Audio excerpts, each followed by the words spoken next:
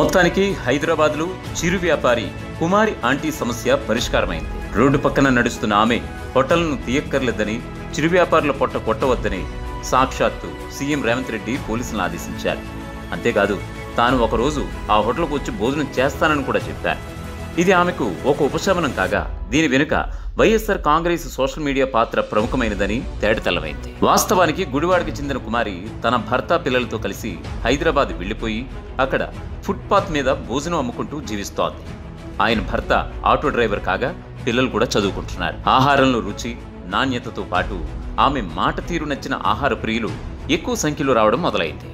తద్వారా ఈమె వ్యాపారం 3 చేపలు 6 రొయ్యలు అన్న తీరుగా సాగింది. ఆమెను కొన్ని యూట్యూబ్ ఛానళ్లు ఇంటర్వ్యూ చేయగా తనకు ఆస్తుపాస్తులేమీ లేవని, సీఎం వైఎస్ జగన్ ఇచ్చిన ఇంటి జాగా ఉందని చెప్పారు. దీంతో ఈమె జగన్ అభిమానని తెలుసుకున్న చంద్రబాబు, లోకేష్ వెనువెంటనే తెలంగాణలోని తన చెప్పు చేతల్లో ఉండే సీఎం రేవంత్ రెడ్డిని పురమాయించి ఆ హోటల్కు నోటీసులు ఇవ్వడం, దాన్ని సీజ్ చేయడం క్షణాల్లో జరిగిపోయింది. ఇది కాస్త కొద్ది సమయంలోనే వైఎస్ఆర్ కాంగ్రెస్ సోషల్ మీడియా దృష్టికి రాగా వెంటనే అది ట్విట్టర్, ఫేస్బుక్, ఇతర ప్లాట్ఫామ్స్ మీద ట్రెండింగ్ అయ్యేలా చేసింది. కేవలం జగనన్న అభిమాననే కారణంతో కుమారి చిన్న హోటల్ను సీఎం రేవంత్ రెడ్డి అక్కడి నుంచి తొలగించారని, జగనన్న అభిమాని పేరు తలుచుకున్నా భయపడుతున్నారంటూ లక్షల్లో కామెంట్లు, షేర్లు వెల్లువెత్తాయి. దీంతో తెల్లారేసరికి తెలంగాణ సీఎం రేవంత్ రెడ్డి స్పందించారు.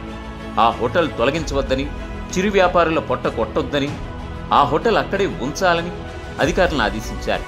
అంతేకాకుండా తాను సైతం ఒకసారి ఆ హోటల్కు వచ్చి ఫోన్ చేస్తానని కూడా అన్నారు. దీంతో ఇది అచ్చంగా వైఎస్ఆర్ కాంగ్రెస్ సోషల్ మీడియా విజయమని, ఆ విభాగం తలుచుకుంటే ఎలాంటి వారినైనా నేలకు దించుతుందని, తమ అభిమాన నేత జగన్ జోలికి వస్తే ఎవరినీ వదిలిపెట్టారని, వారంతా ఐక్యంగా పోరాడతారని మరోమారు స్పష్టమైంది.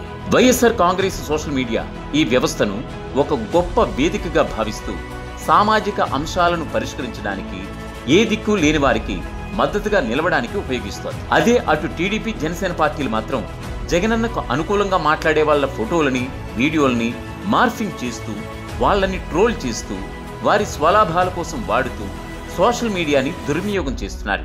ఇది వైఎస్ఆర్సీపీ సోషల్ మీడియాకి, టీడీపీ, జనసేన మీడియాకి మధ్య తేడా. సాధారణ ప్రజలే మా స్టార్ క్యాంపెయినర్లని జగనన్న చెప్పిన తరువాత జనసేన, టీడీపీలు పూనకం వచ్చినట్లుగా ఊగిపోతున్నాయి. ఇన్ఫ్లుయెన్సర్స్, శ్రమజీవులను టార్గెట్ చేసి వాళ్లను ఇబ్బంది పెడుతున్నారు.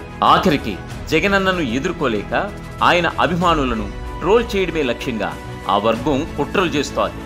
కానీ అంతిమంగా న్యాయమే గెలుస్తుంది, పేదలే నిలుస్తారు, గెలుస్తారు.